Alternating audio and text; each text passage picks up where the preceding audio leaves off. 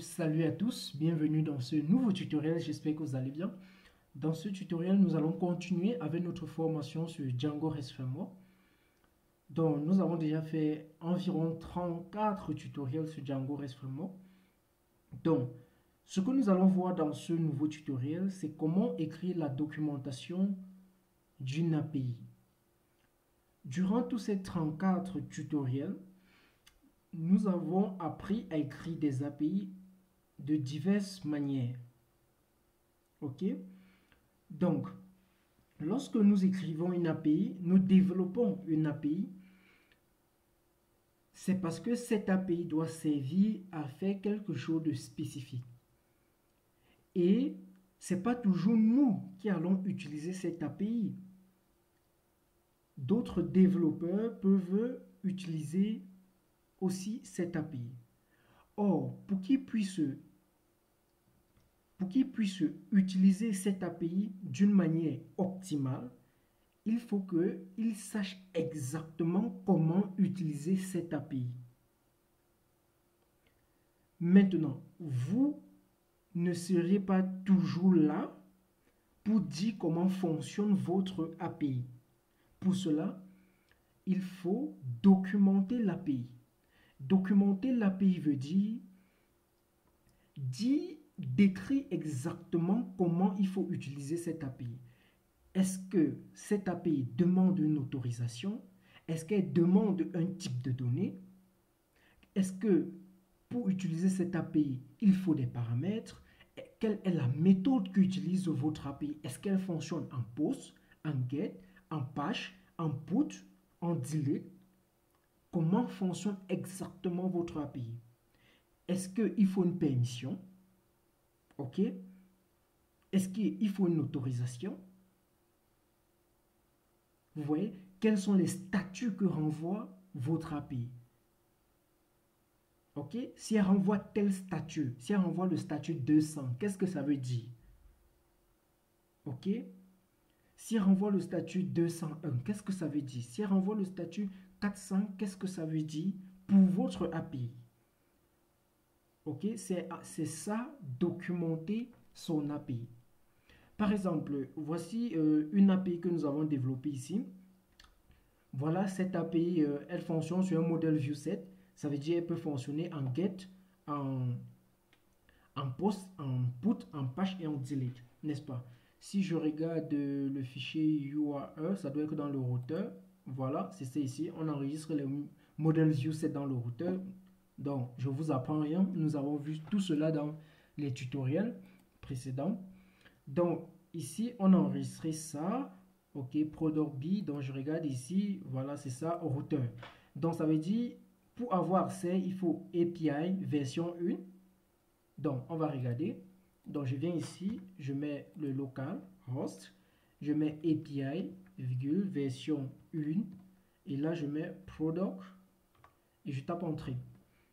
Donc, quand j'appelle cette API, ok, elle me renvoie ceci.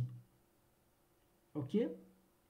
Donc, et on peut aussi l'appeler dans plusieurs, on peut appeler aussi dans Postman. Ok, si je mets là, en get, donc je tape send, voilà, ça m'affiche la même chose. Ok?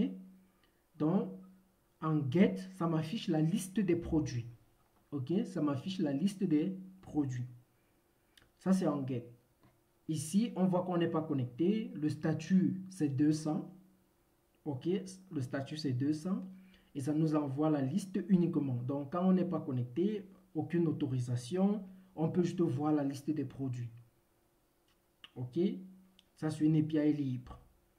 Maintenant, si on est connecté, si je me connecte là,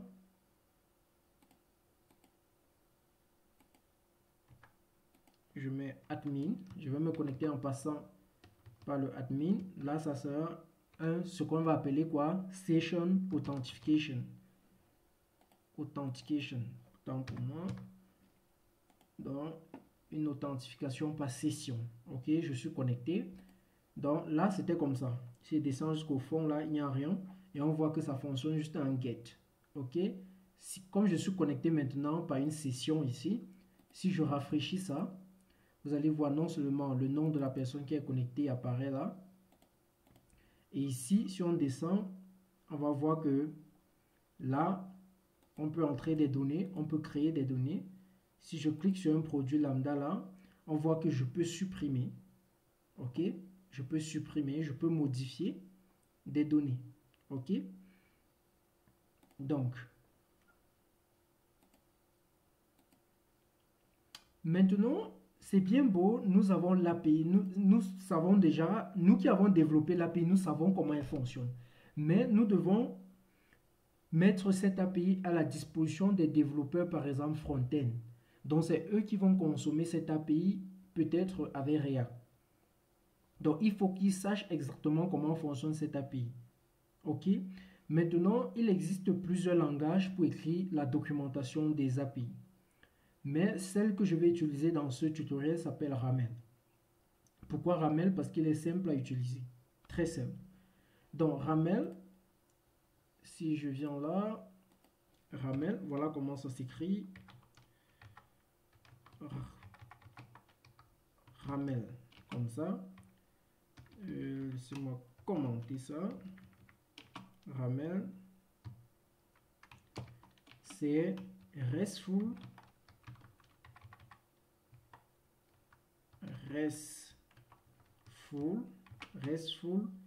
API modeling language, modeling language. OK? RESTful API modeling language. Donc c'est un langage très simple dont l'extension des fichiers c'est le Ramel bien sûr.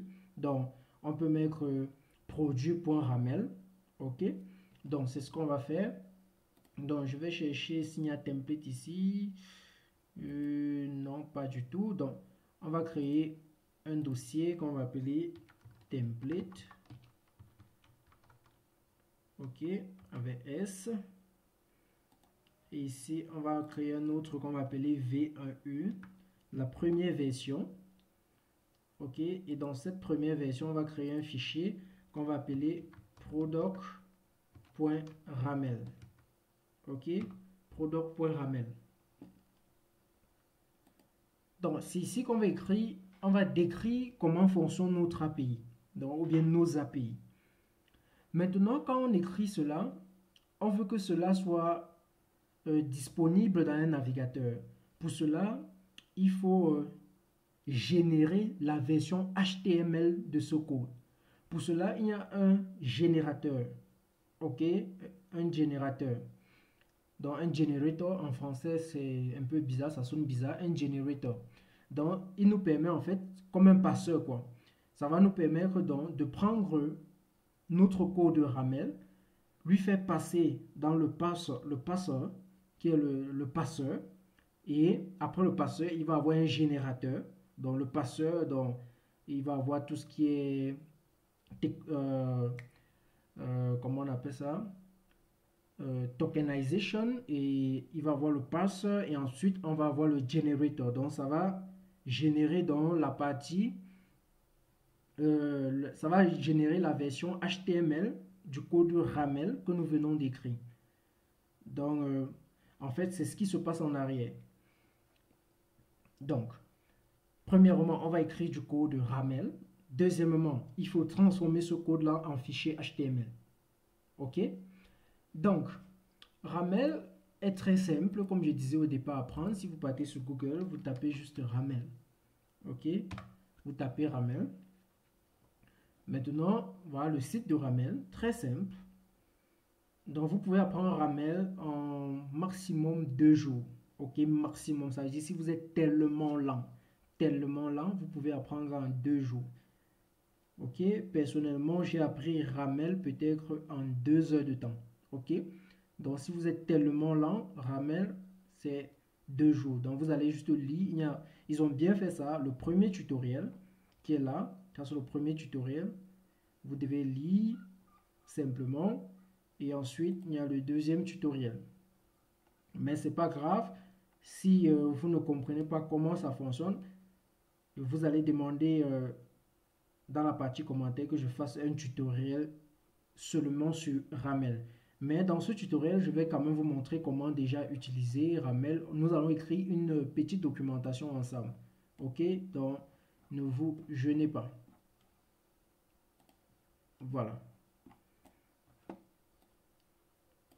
Donc maintenant, je vous ai dit qu'on va écrire en Ramel.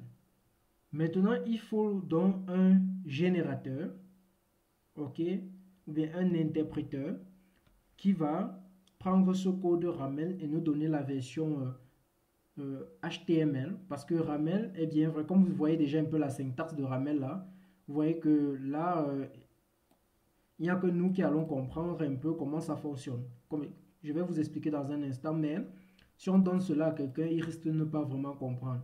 Pour qu'il puisse donc comprendre, il faut que nous générons la partie, la partie visuelle. Nous faisons ce qu'on va appeler l'abstraction. Donc on cache tout ce qui est code et on leur montre vraiment la partie, comme ce site-ci qu'on est en train de lire, ok, de Ramel. Nous savons qu'il y a tout un code derrière, ok, mais voici ce qui nous intéresse, n'est-ce pas? Donc pour cela, le générateur que vous allez installer, c'est Ramel to HTML, ok? Donc vous allez l'installer. Il y a plusieurs méthodes d'installation. Choisissez ce que vous voulez, peut-être npm, n'importe quoi. Donc, en fonction de votre système d'exploitation, vous installez. Donc, vous pouvez, si vous êtes sur Linux, vous tapez juste how to install Ramel to HTML on Linux, ou bien Ubuntu. Si vous êtes sur Ubuntu, vous précisez exactement, et aussi la version par exemple. Donc là vous aurez un blog, un article spécifiquement qui vous explique, par exemple comme vous voyez ici, ça vous explique exactement comment il faut le faire, ok? Donc vous devez juste lire et suivre les étapes quoi. Donc je vous laisse le faire, ok? Je vous laisse vraiment, ou bien je vous laisse le faire. Je crois ce tutoriel de sur Medium, mais je crois que c'est le meilleur, oui. Voilà, vous pouvez, je vais mettre le lien de ce tutoriel en description, ok, pour ceux qui sont sur Linux, parce que je pense que si oui, j'ai suivi ce tutoriel il n'y a pas longtemps, donc vous pouvez utiliser ça, ça va vous permettre d'installer. Ok, je vais fermer ça.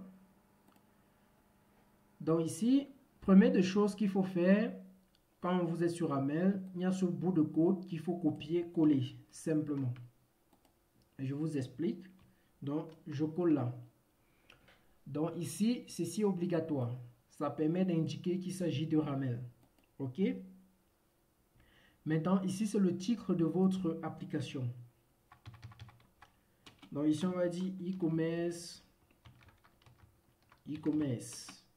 product, digital product. Ou bien on peut dire comme ça, digital product. Ok, digital product. Maintenant, base URL. Base URL. En fait, base URL ici, c'est le domaine de votre domaine principal. Base URI, c'est le domaine principal de votre application. Ok, le domaine principal. Donc, ici, vous mettez le domaine principal. Ok. Donc, par exemple, chez nous, donc je sais pas, peut-être ça va être mon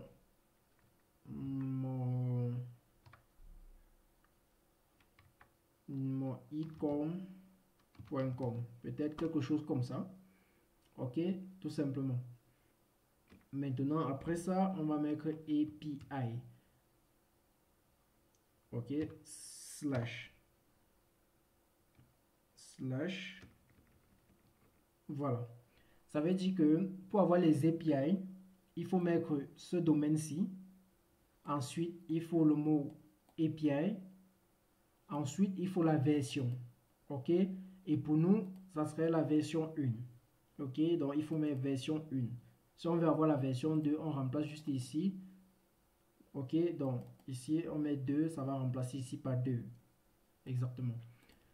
Donc, pour écrire donc, par exemple, on va dire slash product, parce que après la version, comme on a vu ici, si vous vous rappelez, après la version, il y a quoi? Product B. Ok? Donc ici, je vais mettre slash d'abord, comme vous voyez, j'ai mis au début. J'espère que c'est lisible. Ok. Donc, je mets slash pour que ça vienne compléter ici. Et je mets product B et je mets encore slash. Ok. Product B et là je mets 2 points. Maintenant, je vais taper tabulation. Non, pas tabulation. Je vais taper... parce que tabulation, c'est pas vraiment ça. Vous allez mettre espace 2 fois. 1, 2. Ok, espace 2 fois. Si Ramel est installé, par exemple dans VS Code, lorsqu'il va taper tabulation, ça va prendre jusque espace 2 fois. Ok, c'est pas espace 2 fois. Voilà. Donc, je répète, vous mettez 1, 2. Et c'est bon, là on va mettre description. Ok, donc vous mettez description, 2 points, espace. Ok, là on va dire cette API, qu'est-ce que ça fait? On va dire donc il faut donner tout ce qui va suivre dans ça, parce que vous savez que dans cette API, on peut faire la liste, on peut faire le get, on peut faire le post, le patch, le delete. Donc, on va dire this APIs helps to manage, entre parenthèses, get, post, put, patch, delete, product. Ok, product. Oh, qu'est-ce que c'est? Products. Voilà, ça c'est la description que nous venons de donner. Maintenant, on va fonctionner d'abord en get. Ok, on va commencer avec le get. Donc, on reste toujours là où on est. Vous voyez, quand je tape entrée, ça se positionne là. Ok, parce que l'indentation est important ici, très important. Ok, maintenant je vais faire diff. Oh, je me suis dit que je suis en Python. Je vais faire get. Ok, donc get, on fait quoi? 2 points. Donc si vous tapez même là, vous voyez directement ce que ça fait. Donc get 2 points. Là, on va donner la description de ce que le get fait. Ok, donc là, je vais venir là. Je tape en espace 2 fois. Ok, là, je vais dire description.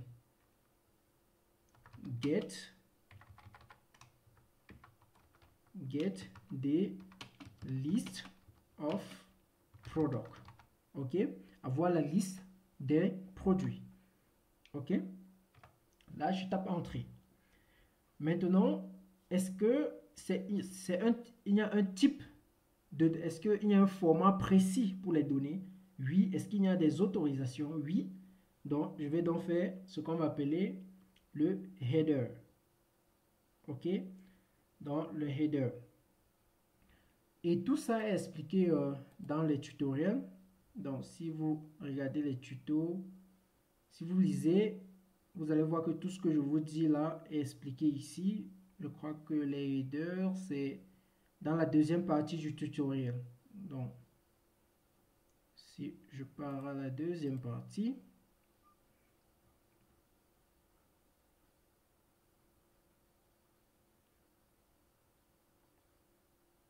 anyway, il faut lire parce qu'il y a ça là-bas. Donc, ok. Ok, il n'y a pas... Mais c'est là quand même, parce que je l'ai lu toujours dans cette documentation. Donc, vous allez regarder si ce que je fais, vous ne comprenez pas. Ok? Donc, après ça, on va donc mettre les headers, n'est-ce pas? Donc là, on va faire headers. que j'ai mis? Headers, ok. Donc, on va mettre les headers. Maintenant, on aura besoin de quoi? Du content type. On a besoin de préciser le content type. Content types, ok. Content types, on va dire application / JSON, ok. Le type de données qu'on reçoit. Maintenant, l'autorisation, ok. L'autorisation, c'est bearer access, ok. Vous comprenez de quoi je parle, ok. C'est le type d'autorisation. Oh, là il y a un souci, là j'ai tapé tabulation, ok. Donc il faut rentrer, mettre 2 fois, ok. 2 fois, ok.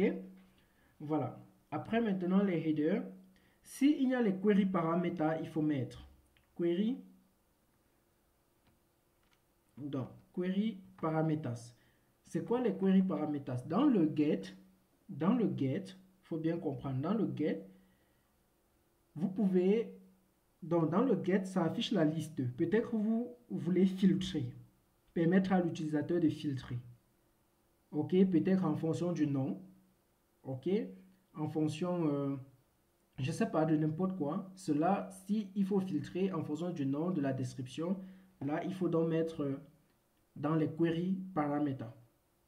Ok, donc par exemple, si on va filtrer en fonction de, par exemple, du name, là, je vais mettre, pardon, 2 points, je vais mettre name, je vais mettre 2 points, je entre 2 fois, description, je vais dire name of the product, name of the product, et j'ai donné le nom.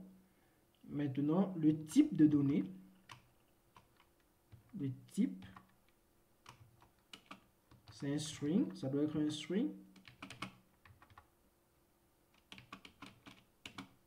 Maintenant quoi encore? L'exemple,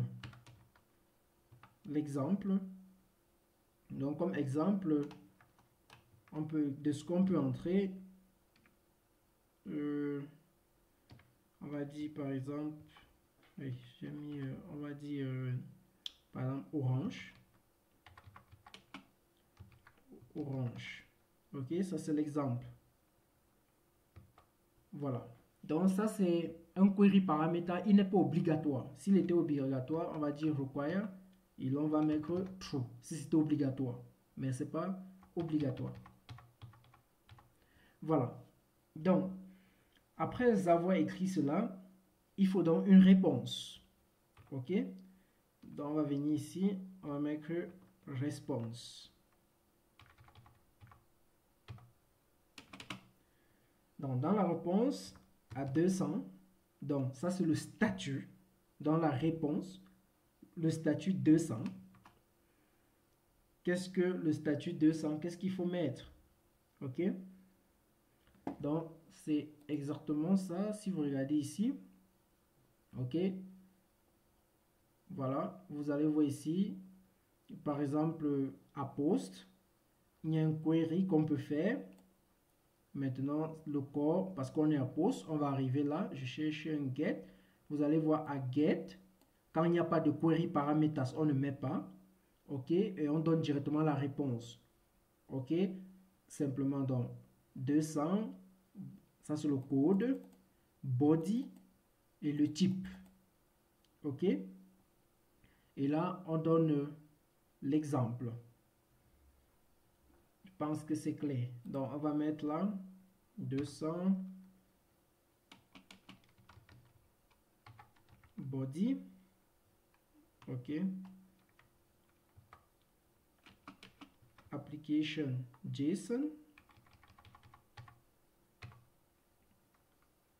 et là on va mettre exemple. L'exemple peut se donner de plusieurs façons. La première, c'est de donner l'exemple directement ici en mettant juste ça. Donc, je mets ça comme ça, je tape entrée, 1, 2, je fais ça. Donc, je donne la réponse ici à l'intérieur. Ça veut dire, je pars copier,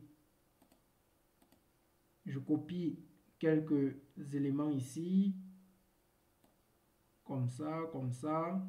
Donc ça, c'est un exemple de réponse. Je viens, je colle ici.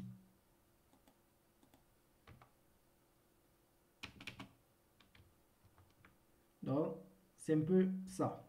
Ça, c'est un exemple. Mais vous voyez que ça salit le fichier, quoi. Donc, il y a une autre façon de faire. Donc, je vais donc enlever. Je vais enlever. Ça, c'était la première façon. La deuxième façon, c'est de mettre un point d'exclamation et de mettre le nom du fichier où l'exemple est stocké. Donc, je vais dire product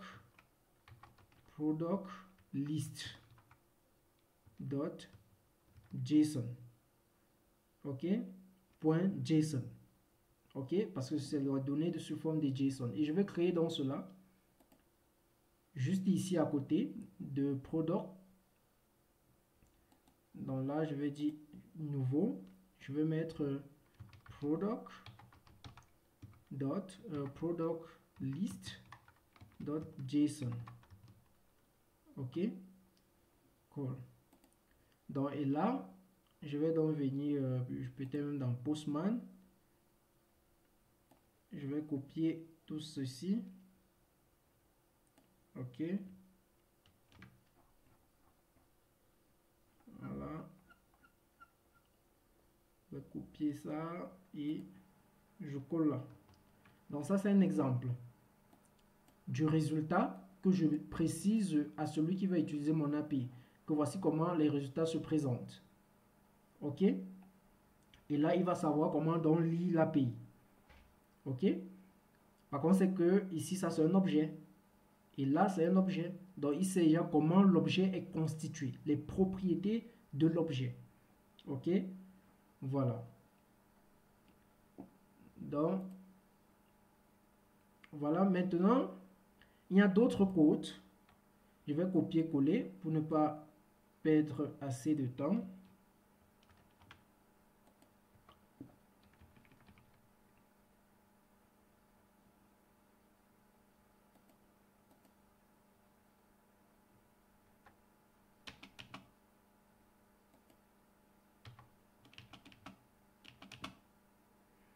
OK.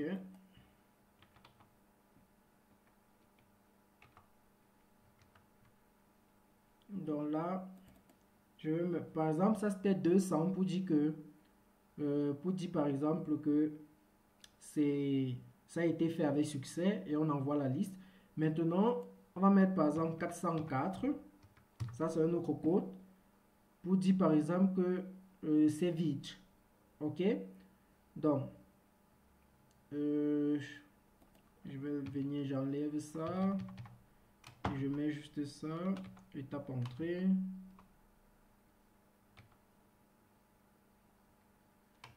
Et vous mettez exactement la réponse que quand c'est 404, l'API affiche ici. Donc je vais juste mettre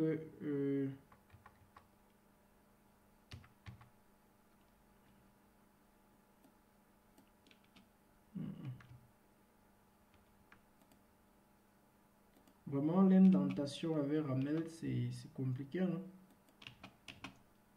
Voilà, mais il faut installer le blogging de ça. Il y a un blogging pour ça, une extension pour ça, je vous l'ai dit. Donc je mets détail, 2 points. On va dire peut-être empty list, je sais pas. Donc ce que ça affiche empty list, juste comme ça, c'est juste un exemple, hein, c'est pas pour dire que c'est ce que ça affiche à 404, vraiment juste pour vous expliquer. Donc je copie, je colle,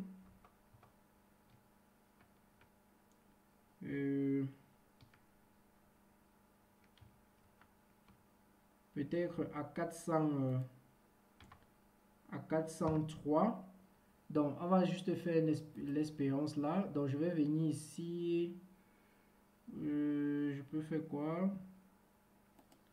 Pour créer un produit, il faut le nom, le content, le price et public. Ok? Donc, je vais venir ici. Je ne suis pas connecté du tout. Je vais donc changer la méthode ici. Je vais mettre pause. Et je vais venir ici.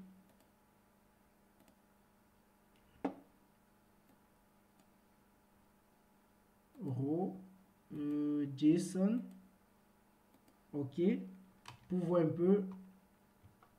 Donc là, on a dit qu'il fallait le name. Je vais dire par exemple orange 3. Pardon, on est en JSON. Donc double quote orange 3, juste comme ça. Quoi encore? Le content, n'est-ce pas? Content 2 points, je laisse vide.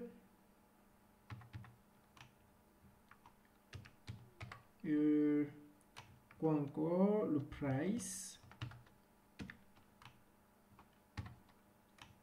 je mets 23. Quoi encore? Content, ça veut, oui, content name, content price, public. Ok, public.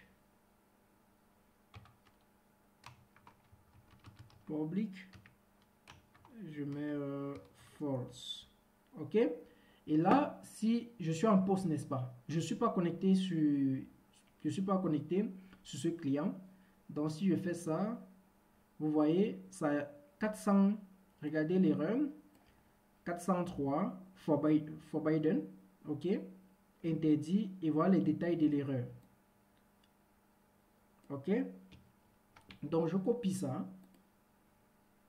On était à 403. Et je mets ça ici. Ok.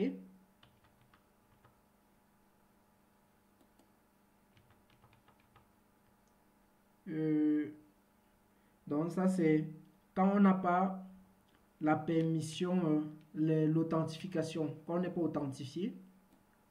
Ok, vous avez authentification credential were not provided. Et si on regarde dans le terminal, ok, vous allez voir ici forbidden. Ah oui, forbidden. Donc c'est interdit quand on n'est pas connecté de créer.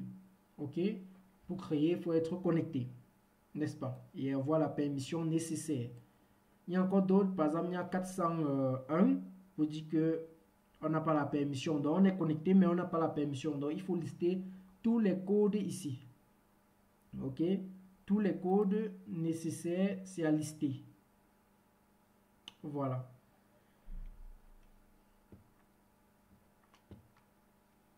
Maintenant, je vais d'abord laisser comme ceci. On va voir à quoi ça ressemble à quoi ça ressemble quand on va convertir sous forme de HTML. Ok, ça c'est du code Ramel, n'est-ce pas? Ça c'est du code Ramel. Ok, si c'est compliqué, il faut me dire en commentaire. Là, on fera une formation, peut-être une petite formation de 1 heure de temps sur Ramel. Ok, mais je pense que c'est simple. Mais on ne sait jamais. Vous avez la partie commentaire s'il y a un souci, si vous voyez que non, il faut un tutoriel vraiment sur Ramel, tout ça. Ok. Donc, on va essayer d'avoir la version HTML de ça. Ok. Et s'il y a des erreurs, on va savoir que peut-être il y a des erreurs d'indentation. Généralement, vous allez avoir beaucoup ce genre d'erreurs avec Ramel, les erreurs d'indentation. Ok, ça va arriver. Donc, pour convertir, je vais donc venir ici, j'arrête ce serveur. Je fais ça. Voici le fichier. Je vais entrer dans le template. Ok, j'entre dans V1. Ok. Voilà. Donc pour convertir, voilà. Pour convertir, je vais dire, donc en supposant que vous avez installé ce générateur Ramel to HTML. Qu'est-ce que je veux convertir? C'est product, n'est-ce pas? Dot Ramel. Je veux envoyer ça en quoi? En product.html. Ok, HTML, je tape entrée. Donc ça va donc jouer son rôle, prendre ce code et faire en sorte qu'on ait la version HTML. Ça l'a déjà fait, donc on va regarder là. Vous allez voir qu'il y a un fichier product qui a été généré. Ok, product HTML. Donc quand je regarde là, vous voyez c'est du code vraiment brut avec HTML, JavaScript un peu de partout, CSS qui a été généré. Mais cela ne nous intéresse pas trop. Donc ce qu'on va faire, on va voir si cela a été bien fait. Donc on peut écrire un petit code pour lire ce template. Ok. Ou bien on peut simplement double-cliquer sur ça pour voir dans le navigateur. Ok. Donc on peut double-cliquer ou bien on écrit. Bon, écrivons juste un petit code pour lire cela. Je vais aller dans Product. Pourquoi pas. Maintenant, API. Oui, voilà. API n'est pas surchargé. Bon, alors dans Product. Ne mélangeons pas les choses. Donc dans Product, il est bien vrai que Product est surchargé. Mais on va écrire. J'espère que vous comprenez. Donc je vais venir ici là, juste vite fait. On va écrire une petite vue là. On va dire documentation. Pardon. Documentation. On va faire request. Bon, je peux le laisser là, on n'aura pas besoin des arguments. Et là, je fais return randa. Et là, je fais request. Et là, c'est v1 slash product.html. On est d'accord? Comment randa n'existe pas? Il n'y a pas randa ici. Shortcut. Render, on n'a pas importé. Ok.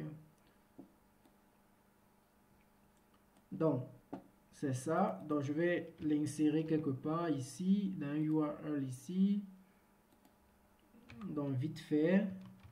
Paf. Documentation. Et là, je colle. Et name égale documentation. Ok. Voilà pourquoi ça n'importe pas. Voilà, ça a été importé. Donc on est dans le product. Je regarde comment product est représenté ici. Donc product. Donc il y a API d'abord, après documentation. Ok. Donc je viens ici. Donc je mets ça. Je mets quoi? API / documentation. On tape entrée. Alors le serveur est éteint. Mais pour voir votre fichier généré, vous pouvez seulement double-cliquer dessus. Voilà.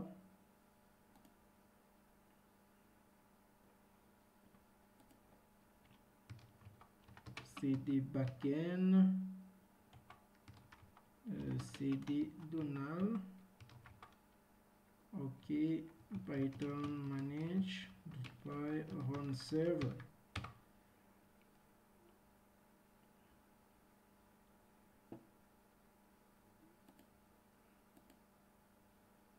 Le template n'existe pas. Product, peut-être on n'a pas enregistré nos templates. Comme depuis on développe en API. Donc, les settings. Voilà. Il y a quand même un raccourci pour ça. C'est où? Ici.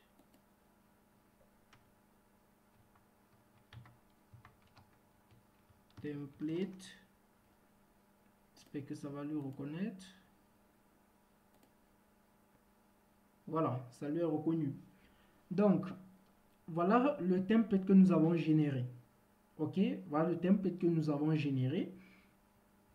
Donc, ici, voilà le domaine.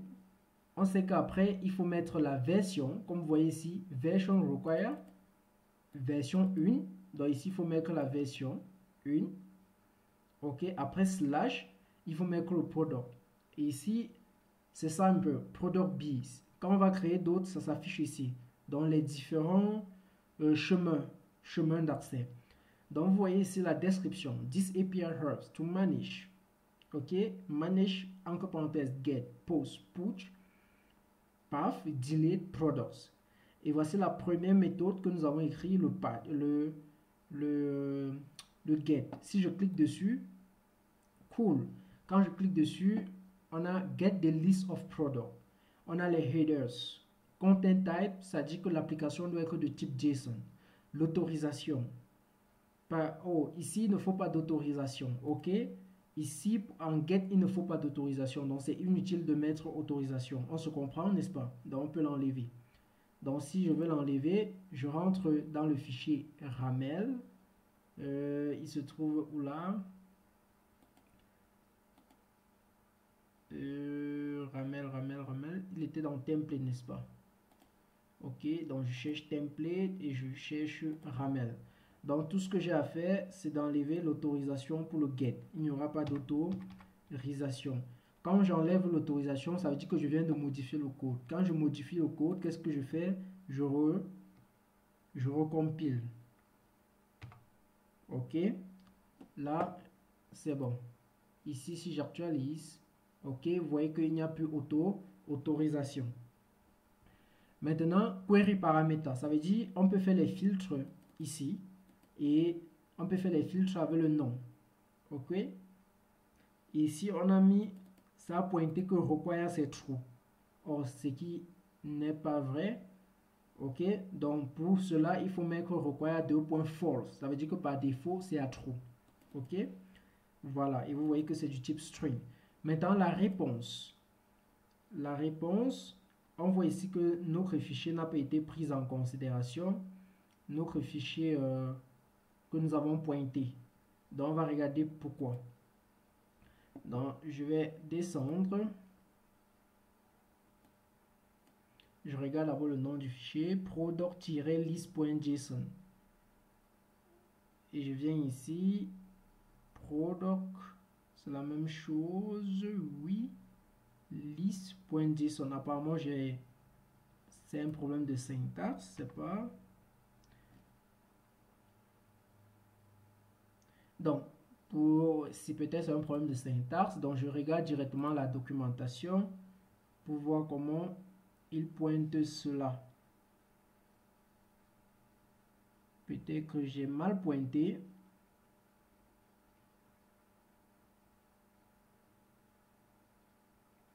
Ici, eux, ils mettent, je vous ai montré cet exemple, comment le faire avec ceci. Mais il y a une inclusion qu'on peut faire. Ok, voilà, c'est include. J'ai oublié ce mot include. Ok, include. J'ai dit même bien une inclusion. Voilà, include. Voilà, donc c'est ça. Donc il y a ce mot include. Donc là, je recompile. Ou bien, voilà, je translate ça. Voilà. Et là, je viens ici. Je rafraîchis. Ok, maintenant si je fais la réponse. Oh, là il y a un souci vraiment. Apparemment, la syntaxe, ok. Voilà, toujours les deux espaces. Ok, parce que Ramel a vraiment, je peux dire le petit souci de Ramel, mais si vous installez une extension, ça ira. Ok. Donc là, je fais ça et je fais ça. Voilà. Donc, ça c'est la requête. Donc, quand on ancre ça en get sur ce domaine, en ayant Voilà, on sait que les données vont être sous forme de JSON. Donc, quand on fait ça, la réponse en get, c'est ça. OK? Et ça donne encore l'API pour les produits suivants. OK? Donc, quand on regarde là, on voit le résultat. OK? On sait qu'à 200, il y a ce résultat. OK? Maintenant, on sait aussi que à 400K, à 403, c'est un problème d'authentification. À 400, c'est parce qu'il n'y a pas de produit. OK? Pour ce qui est recherché. Ça veut dire que ce 400 peut fonctionner dans le cas où si on vient là et ouais, même ça ici et qu'on met là, on met name égal c'est pas peut-être n'importe quoi là, on tape entrée, là ça renvoie cette page. Donc voilà, get name égal à ça, donc ça envoie exactement les mêmes produits. Bon, on a pas implémenté ça, mais normalement, si on cherche quelque chose qui n'existe pas, ça va nous envoyer une erreur 400, ça va nous envoyer une page 404 not found, voilà. Donc, pas de produit trouvé, mais, ou bien une liste vide, ok? Donc, c'est un peu ça, les différents codes. Il y a énormément de codes, il y a énormément de codes, énormément. Il y a 5 groupes, il y a les 1, il y a les 2, les 3, les 4 et les 5. Ok, donc je crois que la documentation de Django explique très bien ça.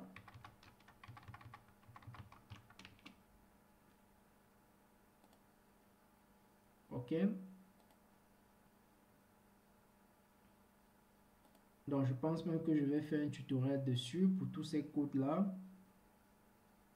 C'était pardon, pas ça.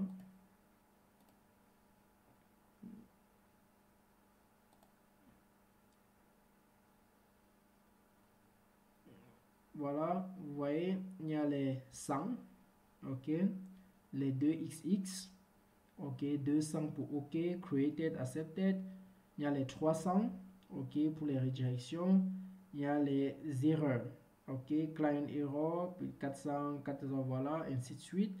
Maintenant, il y a les 500 pour tout ce qui est lié au, généralement le serveur, le réseau, tout ça, voilà. Donc c'est déjà ce que vous venez de voir ici. Ok, ici, ça, c'est la documentation d'une API. Donc, quand je finis de coder, j'envoie juste ce lien-ci, quand c'est hébergé, ce lien-ci là, au développeur front-end. Quand lui dit OK, pour avoir la liste des produits, quand il vient ici, manage, get, list, voilà, il sait que c'est pour avoir, il clique là. Alors, on dit get list of product. Il regarde la requête, voilà, il regarde la réponse. OK? Maintenant, on va faire pour le post. OK? Pour le post, c'est quasiment la même chose, à l'exception de quelques petits trucs. Donc, pour le post, on va venir là.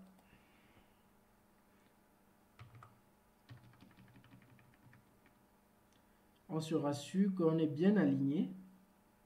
OK? Donc, on se place là. 1, 2. Voilà. Et là, on va dire post. OK? 2 points. On va dire description. Pour la description, on va dire create a new product. Create a new product. OK?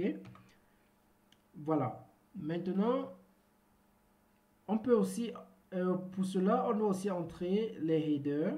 OK? On voit que c'est important pour le post, par exemple, l'autorisation. Donc ici, je vais dire headers.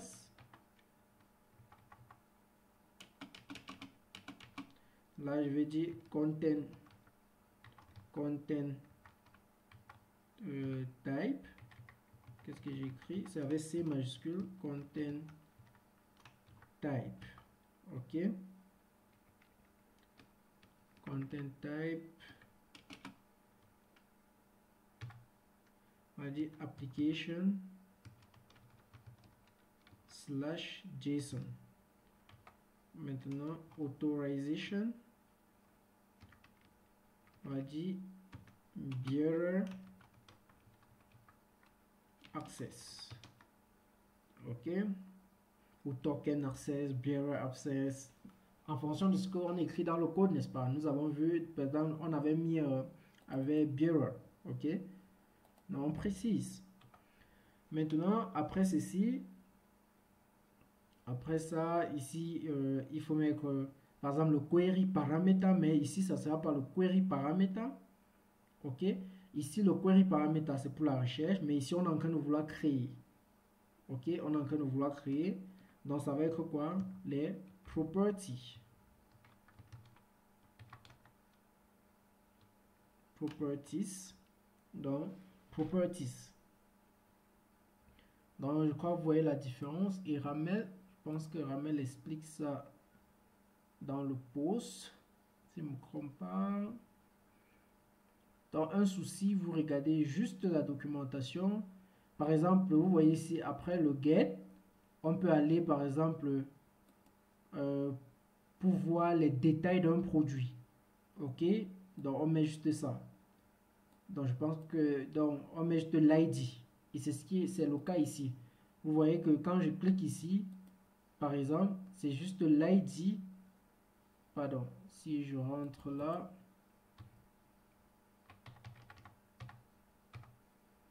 Donc, voici les produits. Il y a un lien là. Si je clique dessus, normalement, ça doit nous renvoyer juste sur un produit. Voilà, exactement. Dans les détails, juste sur un produit. OK?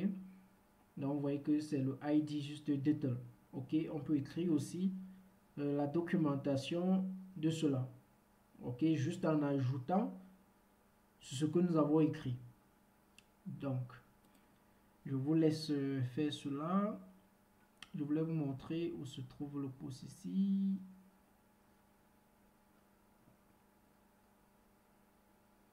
Pour vous faire voir la différence.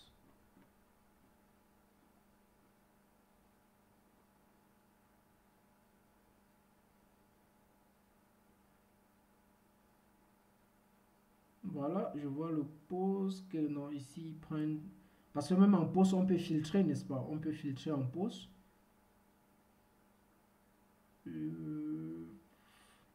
Bon. Donc, on va écrire. Donc, propriété, par exemple, comme propriété ici, il nous faut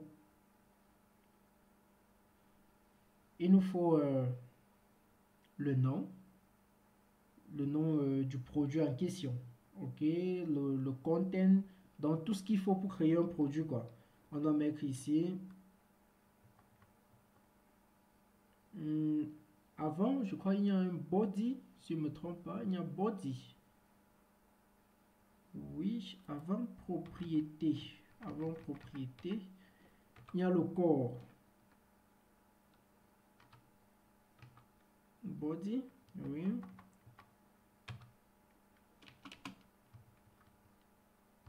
Property. Property. Et là, on va mettre name. Description. Name of the product. Il y a le content. Dans les différents qu'est-ce que j'ai dit? Pardon. Description, j'ai oublié quoi? Le type, j'étais déjà sur l'autre propriété, le type. On va dire string. On va dire require true. Par défaut, c'est, je crois, c'est true. Donc, on peut laisser. Donc, require c'est true par défaut. Donc on peut laisser. Maintenant, on a besoin du content.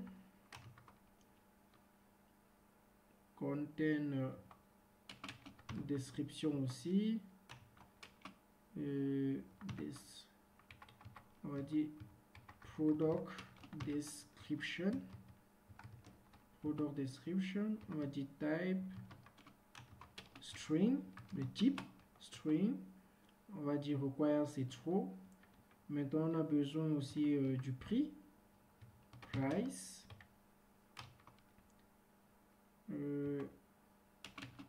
Description. On va dire, non, il faut bien décrire quoi, pour que la personne qui lit puisse exactement connaître de quoi il s'agit. Price of the product.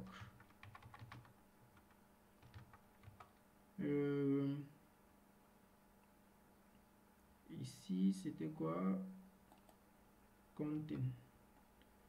Ok. Maintenant, description, on veut le type. Type. Ok. Le type ici, on peut dire number. Voilà. Après ça, on a donné tout ça. Maintenant, il nous faut un exemple. Ok. On va dire exemple. Sur property là, on va dire exemple. 2 points. Là, je vais mettre juste cette barre-ci. Taper entrée.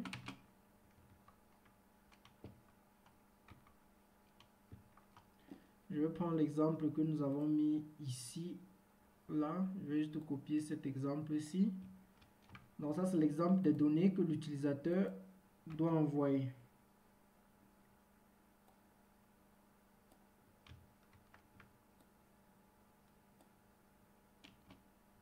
Désolé.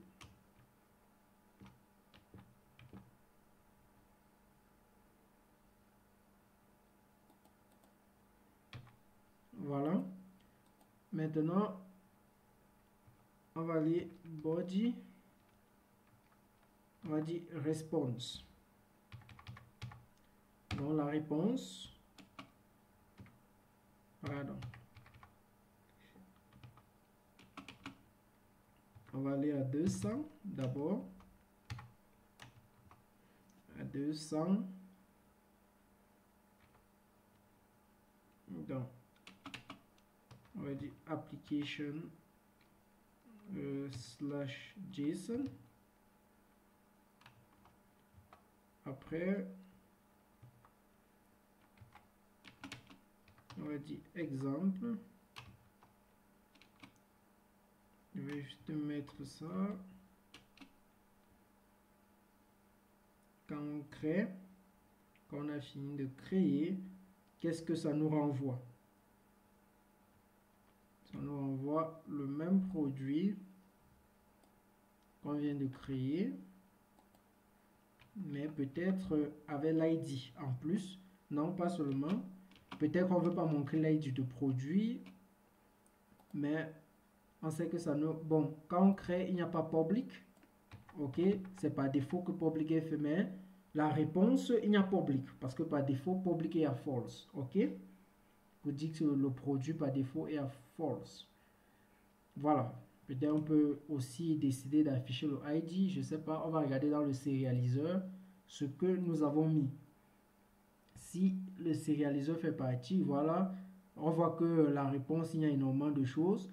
Il y a le owner même. Ok, il y a le owner. Il y a la clé. Il y a le URL du produit pour avoir les détails. Le prix. Donc, quand on crée, donc, on peut même juste prendre un exemple ici. Donc, c'est quelque chose comme ceci qui va ressortir.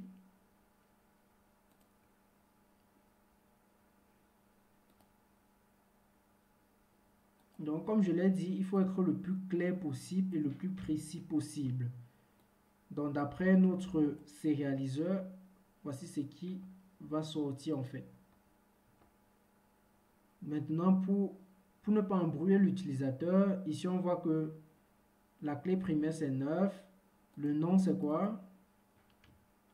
Mandarin. Ici le content. Le prix. OK. Et le discount se calcule seul. Par défaut, ici c'est à false. OK. Voilà. Donc, c'est un peu ça. Maintenant, on peut mettre les autres codes et ainsi de suite. Les 200, les 400 pour dire s'il a la permission ou pas, ainsi de suite. OK? Non, on regarde surtout l'indentation est propre. Oui, oui. En fait, si c'est pas bon, ça va nous dire qu'on va compiler. On va voir ça au niveau front-end. Attention, on regarde. On active. Voilà. Ici, ça c'est le post. OK, on avait le get d'abord. Donc si on décale là, vous allez voir. On a le get. Quand on clique sur le get, c'est ce qu'on a d'abord fait. Maintenant, ensuite, on a le post. Quand on regarde le post, ici là, on a les headers. Maintenant, le body, il y a un problème avec... normalement, on devait avoir les champs là ici. Donc, ça veut dire que ça a été mal fait quelque part. Properties, body, propriété. Donc, ok, je vois. On n'a pas précisé l'application, ok? Le type de données. Vous voyez que, voilà, donc, application.json. Donc, c'est ça qu'on n'avait pas précisé. C'est qu'il faut que tout ceci décale. Il faut que tout ceci décale. Tout ceci doivent décaler. Ok. Tout le monde doit décaler de 2 espaces. 2 espaces. Tout le monde.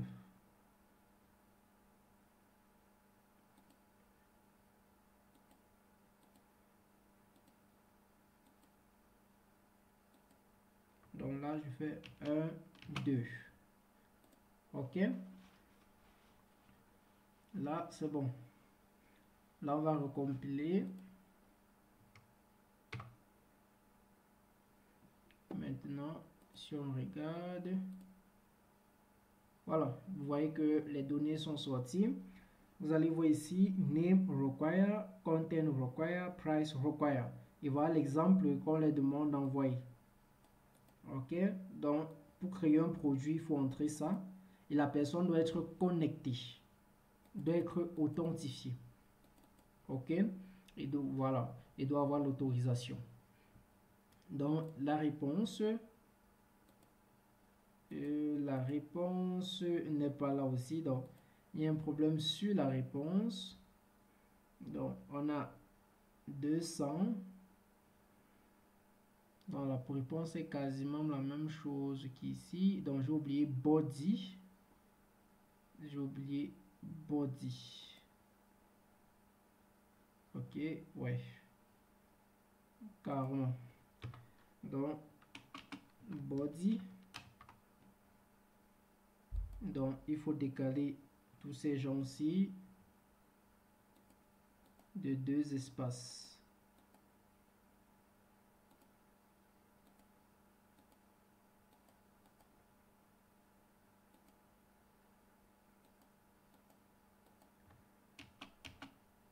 Ok, là on recompile. Voilà. Donc réponse, voilà, exactement. Donc on pouvait ajouter d'autres codes, des types de réponses. Donc il faut tout préciser, tous les types de statuts possibles, il faut préciser. Ok, il faut préciser. Donc voilà la documentation.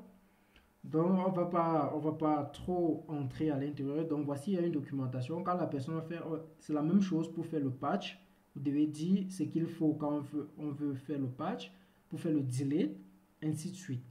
Ok, donc voici ce qu'on appelle une documentation d'une API. Quand quelqu'un prend cette documentation, il sait exactement quoi faire. Ok, il sait exactement comment fonctionne cette API.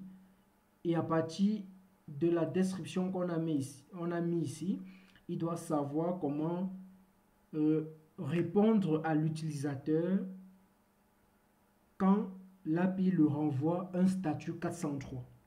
Quand l'API le renvoie, parce que généralement, ceux qui travaillent au front-end vont plus travailler sur la base des statuts. Ok, des statuts, le code status code. Ok, donc on va s'arrêter ici pour ce tutoriel. Voilà, la partie commentaire est là. Si vous avez des questions, la partie commentaire est faite pour cela. Donc, à nous revoir dans le prochain tutoriel. Et aussi dans la description, vous allez avoir un lien, ok, vers le serveur Discord. Un lien vers le serveur Discord. Si vous cliquez sur ce lien et que ça ne fonctionne pas, ça veut dire que c'est déjà expiré. Vous partez juste dans les commentaires, dans la partie commentaires, vous me demandez juste de redonner le lien pour le serveur Discord. C'est là où si vous avez n'importe quel problème à part sur les tutoriels que nous faisons ici, vous pouvez poser le problème là-bas et il y a énormément de personnes dans ce groupe qui peuvent vous répondre directement si moi personnellement je ne suis pas disponible. Ok? Donc, à nous revoir dans le prochain tutoriel.